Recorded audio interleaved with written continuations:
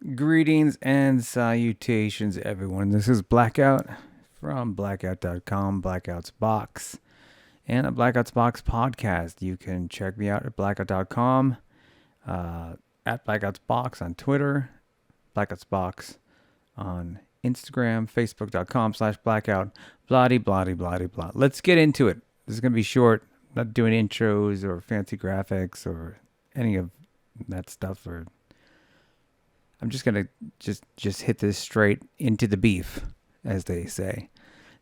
You are looking at Michael Ryan, who's one of the leaders of the World Health Organization. Now, the World Health Organization, known as the WHO, they're not. They are not. They are a non-governmental organization, an NGO, meaning they do not have oversight by any governmental organization. They're their own rich man's club funded by people who are above government. Put it that way. No government can shut them down or tell them what to do. They make agreements with government.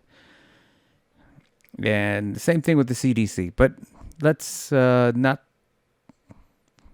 get too deep into that right now. This is what you need to look at, and look out for.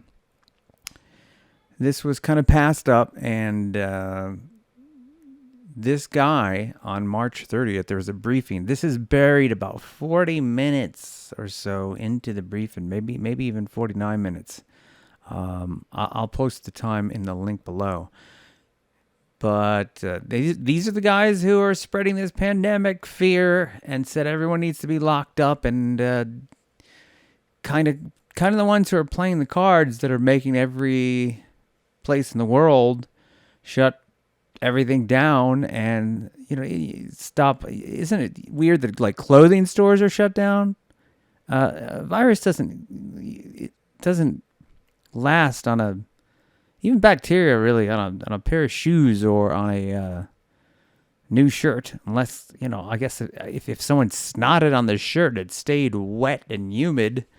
But it's like, why is like Old Navy shut down? Why are small little clothing and shoe stores shut down? I'm getting ahead of myself. Let's just get into it. This man, the one who quarantined basically, or gave the government the order or the what you should say suggestion that they all followed. There's a lot going on under the scenes. This man and the World Health Organization said that the problem is people going outside and they're talking to each other, they're touching each other, shaking hands, even speaking is dangerous. They need to be 6 feet apart at all times. And you notice that none of these people follow that. All these news reporters and anchors and politicians are gathering and they're working as usual and getting food as usual and doing all the usual things. But you, the average person of the world, no, you cannot do that. So now this man has said that, it's gone from the streets into the home. And he wants to be able to go into your home and take out whoever, and I use these are his words. I'm not making this up. Take out whoever may be sick and take them away from your house. First of all, he wants to be able to go into your house. Now, how the hell are they going to do that? I am assuming they're going to need to use force because I don't know any person, at least in America, that's going to accept that and say, oh, yeah, come in, take my child. My grandma, she's had a cough for 10 years, but since it's COVID time, take her. So this man made this statement that we've gone from quarantining everyone and shuttering in place and making everyone stay home, but now the virus now it's in the home. Now that's the danger. So we need the ability to go into the family, go into the home, go into the family, and see who may be sick. Remember that word may, because it means that they can arbitrarily make up any decision. Oh, he may be sick. His left eye, that eyelash looks weird to me. He may be sick. And they want to go into the house and be able to take away anyone who may be sick and isolate them. So I'm assuming they're going to need force, because you don't just enter someone's house and take away someone and say, oh, just trust us. So watch this for yourself.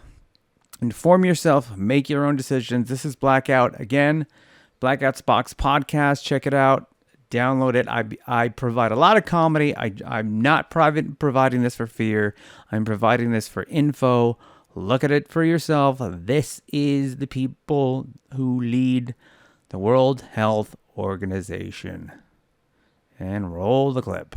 At the moment, in most parts of the world, due to lockdown, most of the transmission that's actually happening in many countries now is happening in the household, at family level. In some senses, transmission has been taken off the streets and pushed back into family units. Now we need to go and look in families to find those people who may be sick and remove them and isolate them in a safe and dignified manner.